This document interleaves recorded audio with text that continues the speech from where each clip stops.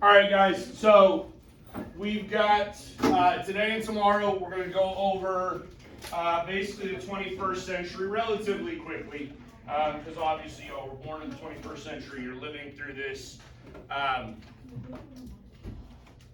this is sort of the end. And I'm actually, I'll be honest, I'm actually adding some stuff past Obama. We'll get into Trump's presidency at least a little bit. Only because I think that sort of COVID-19 is a significant event that ought to be discussed in history class. So we'll go a little bit beyond what this initially says. But the reality is we're looking at 21st century America. So on Monday we finished with, or we had gotten through essentially 9/11, yes? Right, so we know that Bush wins the election. It was a very narrow victory, right? A highly contested election, very small margin of error, right? That does not provide Bush with much of what's called a mandate to govern. Okay, mandate to govern simply means that you have the support of a large portion of the U.S. population in order to enact the policies and procedures that you wish to enact.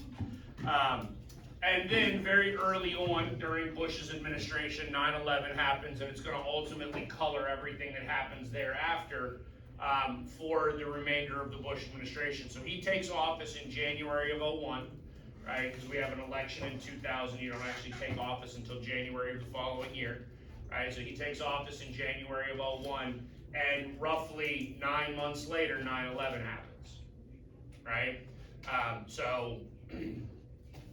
As that event occurs, there's some, okay, first of all, let's just go ahead and deal with the elephant in the room, okay? The U.S. government did not orchestrate 9/11, okay? No, right? I don't care what internet conspiracy theories you're looking at, that's simply not accurate, okay? So let's not pretend like it is.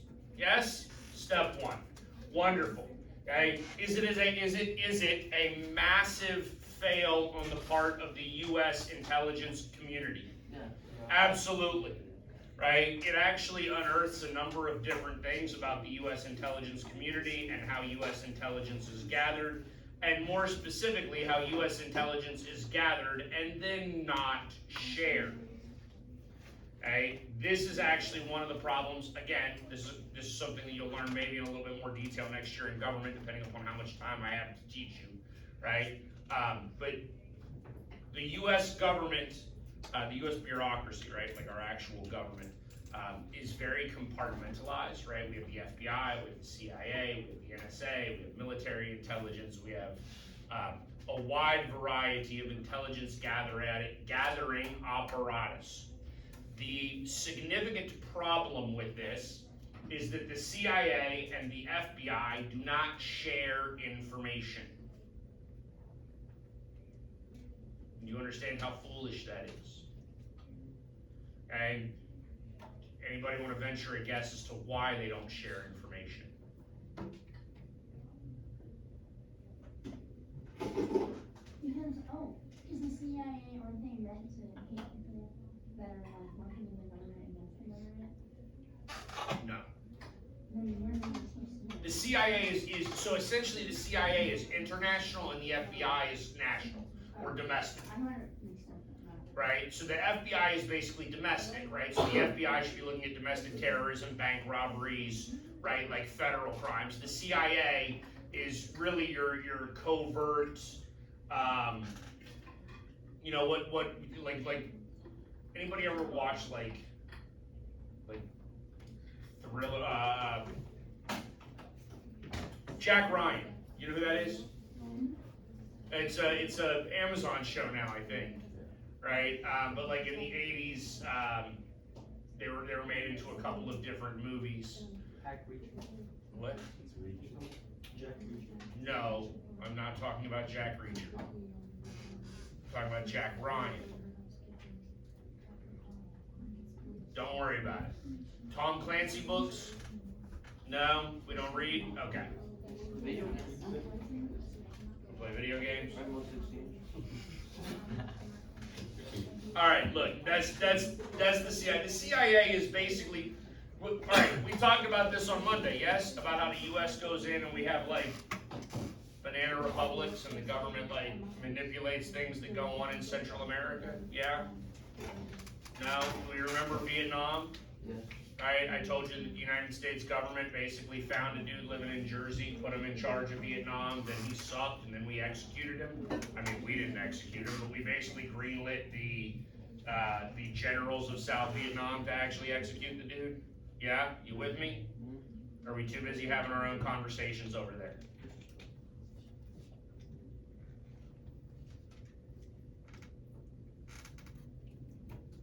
Okay.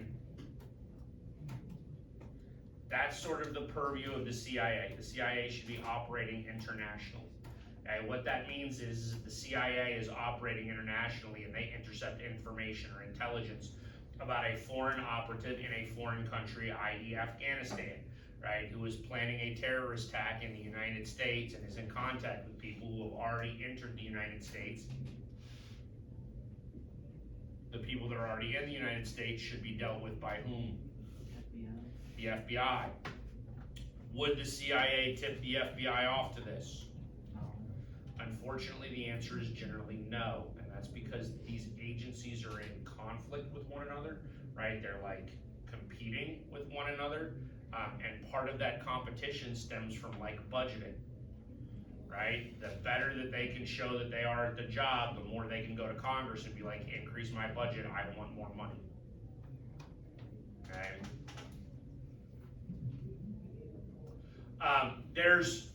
I've read things, I don't believe this either.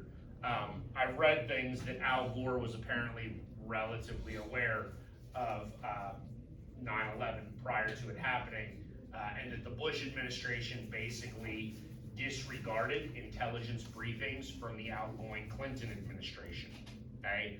I would imagine that the Bush administration did disregard a number of things from the Clinton administration. I don't think national intelligence, national security would be one of those things, right? I don't think that anybody had a direct idea that 9/11 would happen on 9/11 in the manner in which that it happened, but I think it's relatively safe to assume that people within the intelligence community had an idea that something of this nature would occur, yes? And what evidence do we have of that? What did we learn about on Monday?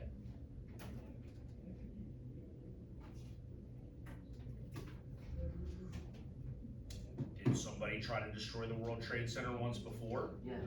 Yes. So they failed. Do we not think that they might try again?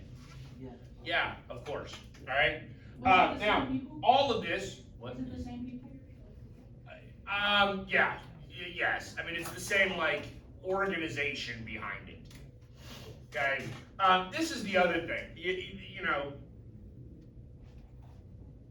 if the U.S. government were going to do something of this nature, and this is one of the ways that you can sort of debunk a conspiracy theory, if the U.S. government were going to do something of this nature, you would not have a well-known international organization immediately claiming responsibility for the action before, like, people are 100% certain of what's going on. Okay? That being said, anybody know what anthrax is? I didn't put this in a PowerPoint, but you ought to know this. What is anthrax? It's like powder. It is. It's a powder. It's highly deadly. Did you get the vaccine? Yeah. Did you want to die when you got yours? Yes. Yeah. Yeah, I had to get it too. Was it 5 shots? I thought it was 6 shots. I think 5. Yeah, it's like it was a lot of shots. It was way more shots than I wanted.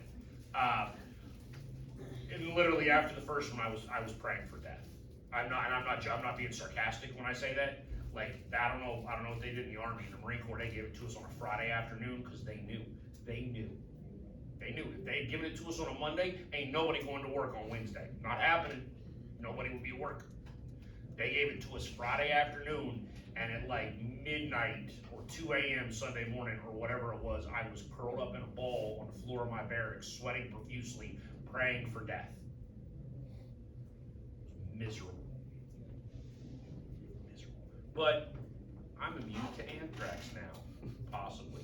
I'll be honest, I'm waiting for like the TV commercial, right, where it's like, did you get the anthrax vaccine? You may be entitled to compensation. Just look, if y'all gonna join the military, I'm just saying, they're gonna do some stuff to your body. Just be careful. Alright? But I do want you to understand this. So after 9/11, and the anthrax was, it was not the Taliban, it was not Osama bin Laden, but you had essentially people also trying to take advantage of the chaos and the turmoil. And I want to say it was two different congressmen had anthrax mailed to their office.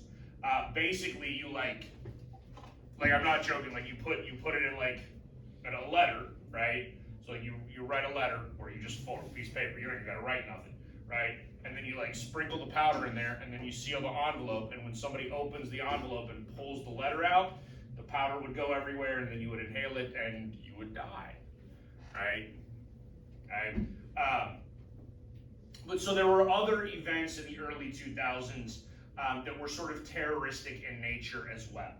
Okay? So all of this leads to something called the Patriot Act, which you really need to be aware of. The Patriot Act is a direct response to 9/11 and the terrorist mentality, right? The war on terror that we're going to declare, that allows for the U.S. government to basically expand its surveillance authority. The U.S. government is now allowed to wiretap citizens. The U.S. government is allowed to drastically decrease the requirements in order to obtain wiretaps, and sometimes to just do it without any sort of Fourth Amendment protections whatsoever. Okay? I cannot stress this enough when I tell you that the Patriot Act is a gross violation of the Fourth Amendment. Okay? What? Why can they detect, what is the detention without a trial? We're gonna get there. When I say Fourth We're gonna get there. Okay? Alright? It is a gross violation of the Fourth Amendment, right, which allows the government to essentially search you, search your cell phone, search your email records, search your telephone records, right, seize information from your cell phone, right, they be reading all your text messages, right, so I know y'all done something with your phones that you ain't supposed to do. You've been having conversations on your phone you ain't supposed to have. Government's got all that now. Okay, thanks to the Patriot Act. And here's the thing, and I need you, and this is another thing that I need you to understand, and I need you to understand this desperately, You have to understand this, right? Did we need to increase security in the wake of 9/11? Yeah. Oh, sure, everybody says that. Yeah, we gotta be secure, we're not safe anymore, right? And so what do? We hand over authority or protections to the United States government. We allow the United States government to engage in more surveillance, right? We disregard our own constitutional protections, right? And the government tells us what? You have no rights. We would never violate your trust in us. This is all just necessary for security, and when it becomes unnecessary, we'll stop. Right? And so I'm actually going to skip over here and go down to the sunset clause. Anybody know what a sunset clause is in legislation? It goes into effect. It ceases to be in effect. Right? Sunrise is when things begin. Sunset is when they end. Right? That's how the day begins and ends. Okay, so a sunset clause actually says that the legislation will be ended, right? Okay, now here's what I need you to understand. Which political party is more likely to violate your Fourth Amendment constitutional rights? Anybody want to venture a guess? Independent. Which political party runs around screaming about security and law and order and all of that most? Republican Party. Yes? Okay, Bush is a Republican. He has a Republican Congress.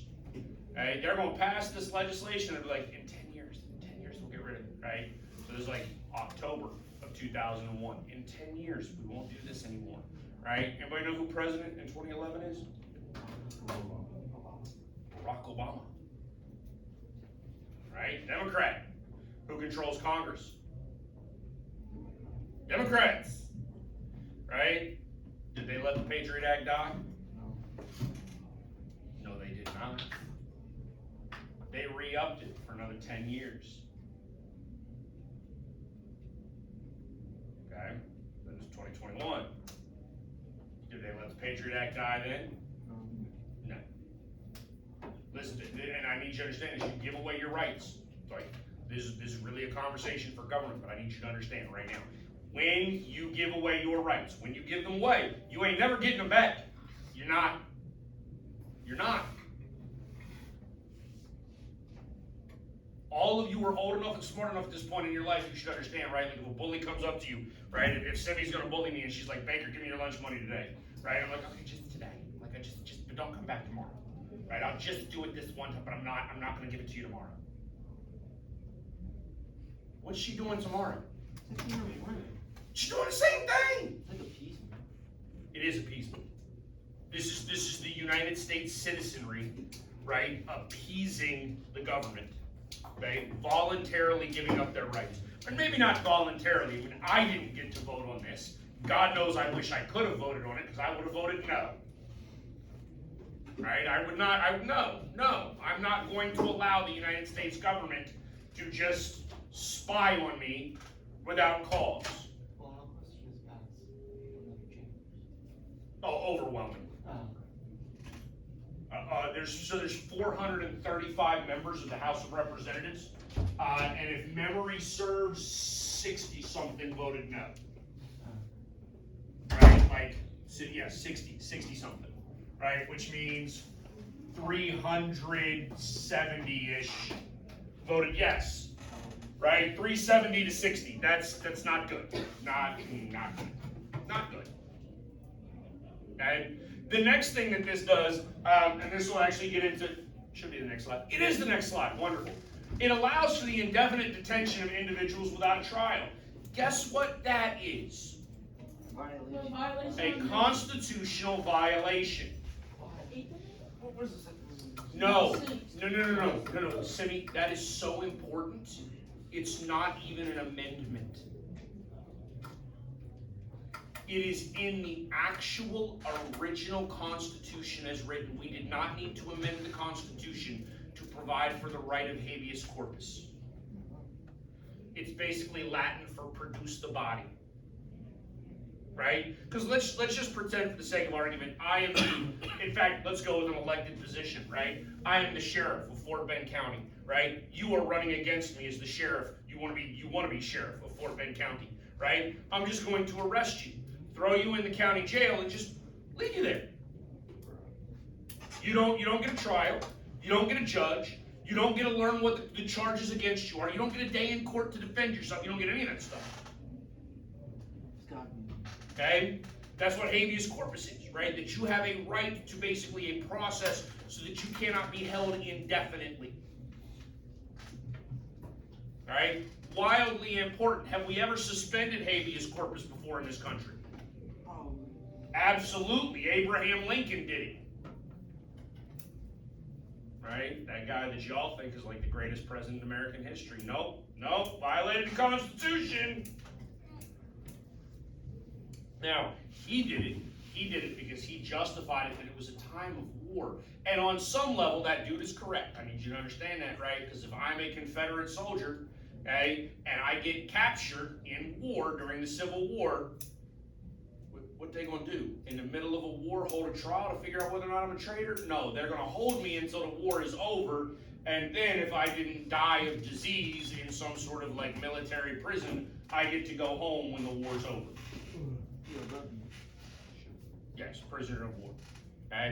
But here's the thing, we're doing that like to each other because it's the Civil War. We're fighting ourselves, right? This allows for indefinite detention, right? And this actually happens at a place called Gitmo, right? And that's sort of the military terminology utilized for Gitmo. But Gitmo is simply a military installation in Guantanamo Bay, Cuba, right? Even though it is Cuba, communist Cuba, whom we do not get along with, we still have a U.S. naval base there. right? From like way back when, right? We talk about the Spanish-American War, yes? Okay, we have a military installation in Guantanamo Bay, Cuba. We're not giving it up, right? The people that are in Gitmo, right, suspected terrorists, okay, and I do need you to make certain, 100% clear, that we use the term suspected, right? Okay, because here's the thing, there's been a couple of you in here that have been suspected cheaters. I've suspected, right? I might be using a little AI to write some short responses. I suspect. Can I prove it? No. Right? What happens to you? Detention. A couple of you are smiling like, dude, was he talking about me?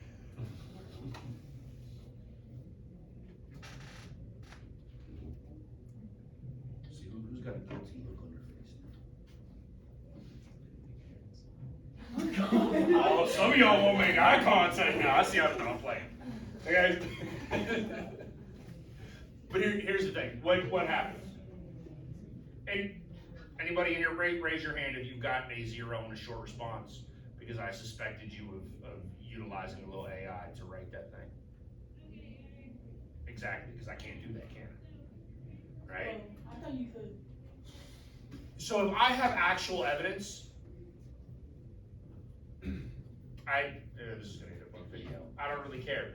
I had a situation as an online professor. So y'all know that I'm like I adjunct as a government professor for Lone Star College, right? I had an online class that cheated on the final. I know they cheated on the final. One student even admitted it to me, admitted it in writing, and was like, well, everybody else was doing it, and I needed to pass, so I did it too. And then I went to Lone Star and was like, I want to make them all take a new final. And Lone Star was like, can't, because you can't prove that they cheated. I'm like, okay, but here's the problem. I'm not going to penalize the one honest child that admitted it. Like, if everybody else cheated and got away with it, I ain't penalizing the one honest kid. Truthfully, right? Like 13 years ago, when I first started my teaching career, I caught somebody cheating like week 5 as a teacher, right? Caught the kid cheating. What are you doing? Because I was cheating. I didn't start that. And I was like, I can't even be mad at you now. Like you have integrity. Like you just openly was like, I didn't study. I thought I'd get away with it. I didn't get away with it. What's my punishment? I'll take it. I'm like, I don't even want to punish you now because you have integrity. Okay, but so here's what we're doing. We are detaining people, right? And I need you to this is actually a conversation that you probably ought to understand at some point in time. Are police officers allowed to detain you? Yeah. Yes. What does that mean? No, You're right. not arrested, but you're under, you kind of. It's like the same thing. What? You're not allowed to leave. You're not arrested, but you're not allowed to leave. Yeah. That's really the definition of detainment, right? How long can the police detain you for? A year. 48 hours? Oh, 72 hours, right? No, that's a crazy hold. Oh. If you can be institutionalized for 72 hours on I forget what that's called. But that's if they're fearful of mental illness, they can basically hold you for 72 hours without a doctor's order. Okay, that's what that 72 hours is. It's 24 hours. That's it. Right? 24 hours. After 24 hours, the police either have to charge you with a crime or let you go. Okay? Most of the time, if you're being detained, right, you're being detained for the very limited amount of time in which it takes the officer to do something, right? Like let's say for the sake of argument, you're in college, right, and you're 19 and you're walking home to your dorm, right, at 2:30 in the morning, and a cop stops you because they think that you're drunk in public, right? At that point, they will detain you until they determine whether or not you are intoxicated, and then you will go on your way. I don't think so. Well, I mean, most of the time they'll just write you a ticket for that. It's not worth arresting people. Depending on where where you go, some cops are nice enough to just even give you a ride home. I mean, you'll still get a ticket, but because they don't want you to get hurt. You know what I mean? Like, they don't want you to, like, I don't know, have you all ever been around drunk people? See, I work in bars in college. Drunk people suck. They're not fun. They're not. Don't think they are. They're ridiculously annoying, and they're like 4-year-old children. And for the record, if you don't have kids yet, 4-year-old children can be incredibly annoying. And I love my son immensely. Seen that? Okay. All right. But, so I want to make sure you understand, we don't even call these people prisoners, right? Like, these people here are not prisoners. They are even referred to as detainees. Indefinite detention. Indefinite means forever, or for as long as I wish.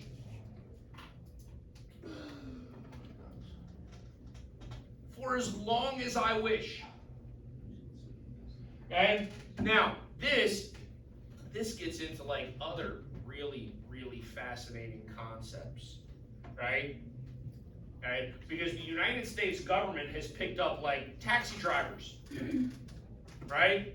Like literally the military just picks up like a taxi driver in the Middle East and goes, hey, we think you're a terrorist, right? And then they whisk that dude off to Gitmo, and now he sits in a prison cell for 10 years. You think any of these people have ever gotten out? No. God, yeah, they get out. Yeah, 9 years. Okay, and then what do you think happens? Okay, listen. Shh, hold on, guys. Let's just pretend, for the sake of argument, that you love America, right? And then America puts you in prison for 10 years with no trial, no charges, no nothing, right? And you're just imprisoned for 10 years, and then they let you go. Yes! We are creating terrorists!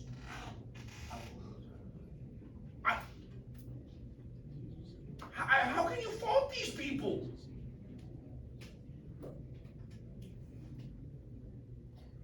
Like, I'm sorry, but if we are indefinitely locking people up, some of whom we lock up for a decade or more, right, and then decide we are going to let these people out,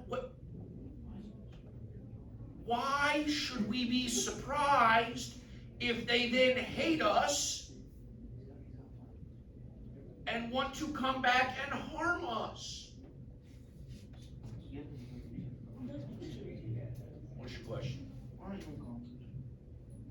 Why am I not in call? First of all, I would be 1 out of like either 435 or 1 out of 100. Okay? You're not going to get that much done. 2, I'm not a millionaire. Like, do you know, in fact, we talk about this next year in government, right? There's like 7, I doubt you'll remember this because it's the end of the year and some of you aren't paying attention anyways. There's like 6 or 7 general characteristics of congressmen, right? Old, white, male, old, white, male, college educated, Protestant, rich people.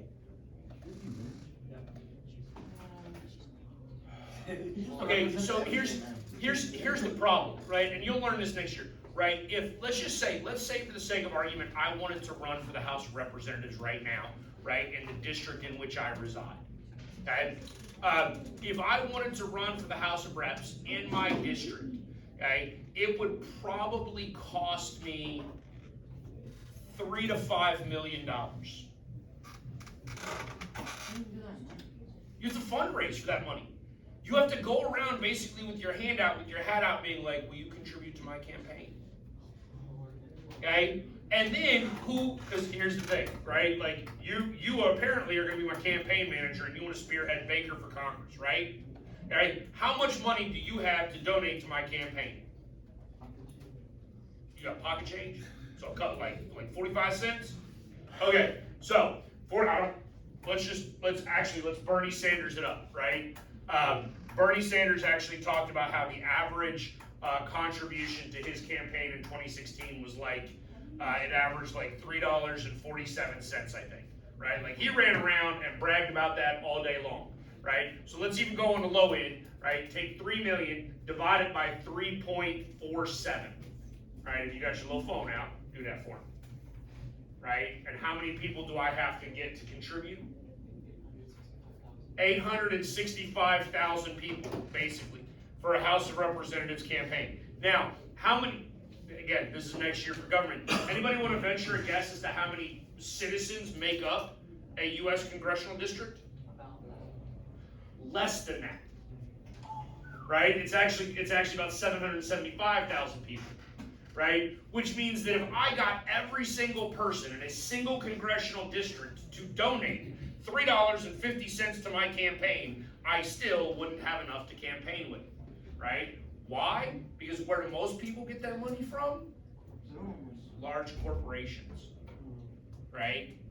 And then they get to Congress and they sell out to large corporations, and that's why we like spent billions and trillions of dollars on national defense, because defense contractors pay for campaigns to get the people in office that they want to be in office in order to continue the military-industrial complex, right? And it's just a big cycle, right? And then you have people that get in and they also engage in like insider trading in order to enrich themselves. Even people, take Dan Crenshaw. Dan Crenshaw is an excellent example, right? Anybody know who Dan Crenshaw is? He's the guy with the eye patch. He's the dude with the eye patch, right? He's actually relatively local. He represents somewhere, I think up in like the Cypress, is it touch indicating? That's my guy. Oh, is that your representative? Okay, I was saying, so it does touch indicating, so I know that's where you live, right? And then it goes like, it winds its way through North Houston up into like the Woodlands and that area, right? Dan Crenshaw, before Dan Crenshaw became a representative, do you know what he did? He was a Navy SEAL, right? You know how much you make in the military? As a Navy SEAL, you get 100K, right? No. No, that's wildly comical.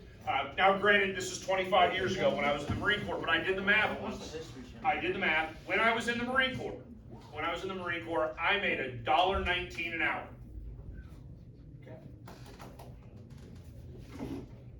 $1.19 an hour. But don't you work 7 days a week? Sure, that's 24 hours a day, 7 days a week. Okay, but you got your phone out. No, you got your phone out. Yeah. I want you to do that. Like 1.19 times 24 times 7, and tell me how much I made a week. About $200. So now let's just pretend that I worked 40 hours a week. So divide that 200 by 40. $4 and, well, basically $5. $5. So even if we pretend for the sake of argument that as a Marine I only worked an 8-hour day, only 5 days a week, which hopefully you understand is just absolutely comical, right? But even then I make $5 an hour. Okay? Right? And just so you understand, I'm pretty sure when I calculated that, it was based off like my initial pay when I first joined the Marine Corps, and I was incredibly low ranked, right? But I actually looked a few years ago. I actually looked at my my Social Security retirement fund. My 4 years in the Marine Corps combined, I made $70,000 in 4 years. Oh, $70,000 in 4 years. So that equates to about $17,000 a year. Okay? So Dan Crenshaw was a military dude. Now granted, I think he was an officer, right? He was probably making way more than I was as a private, right? But what is Dan Crenshaw's net worth now? Look it up. Google it. Google Dan Crenshaw net worth. He's a public servant. He has to disclose it. As of 2024, $4.4 million. And the dude has only been in Congress, I believe, since 22? So is he getting money? So, okay. Again, this really is a conversation for next year in government class. Listen to me, right? Y'all know who Martha Stewart is? Martha Stewart went to prison for something called insider trading, right? What that means is that somebody tipped Martha Stewart off about like a business deal, she used that information to enrich herself in the stock market. She went to prison for it. How you think Dan Crenshaw making all this money? Doing the exact same thing because he has access to all sorts of information because he's a congressman, except it's not illegal for him. If I do it, it's illegal. If he does it, it's legal. Who writes the laws, son? They do. Yeah, but like, it's not. What about? Okay. It's gotta be illegal. No, you'll learn next year. We will talk in depth next year about rule of law. Okay? The number one thing that has to exist in a society is rule of law. It has to. If you do not have rule of law, you do not have a democracy, you do not have a civil society, you have some sort of dictatorship. Right? Okay? Rule of law means that everybody is treated the same under the law.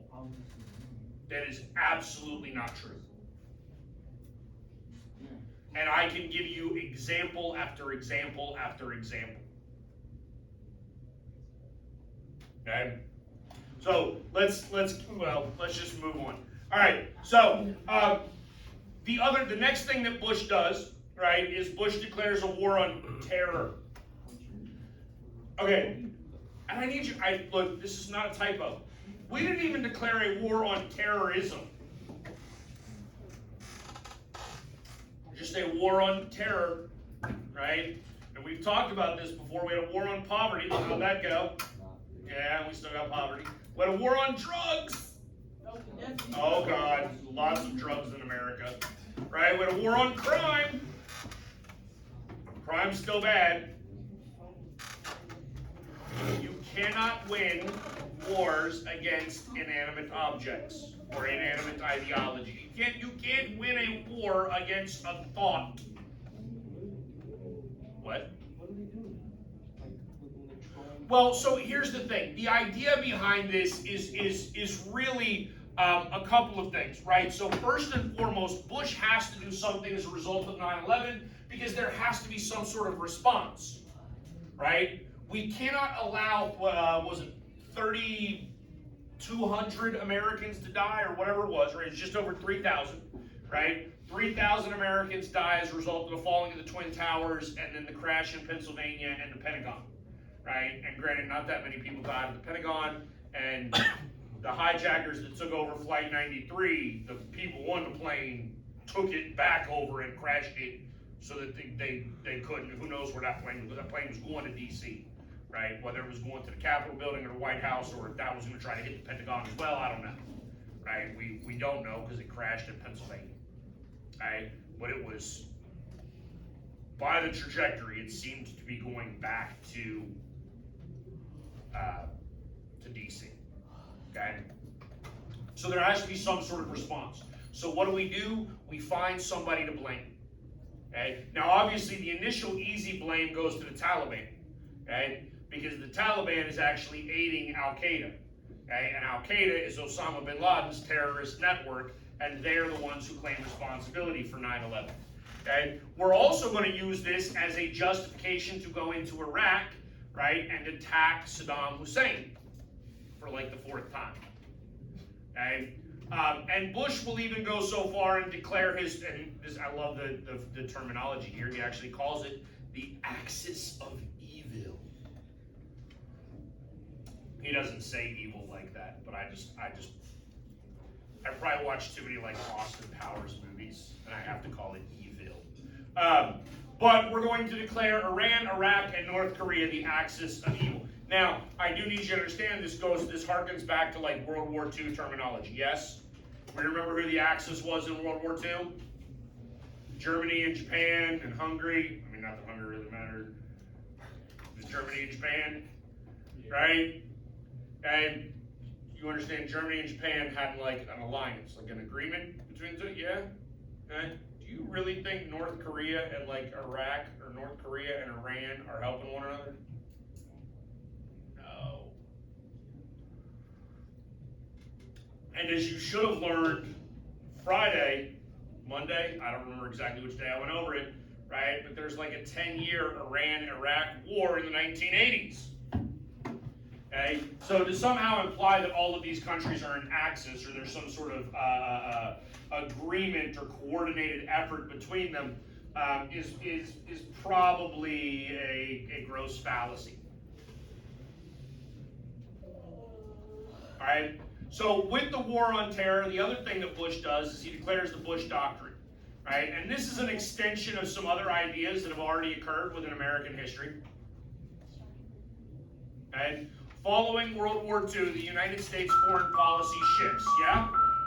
Good morning, Chargers. We're about to start an evacuation drill. When the drill alarm goes off, students, please bring your cell phone and all your belongings outside of the school.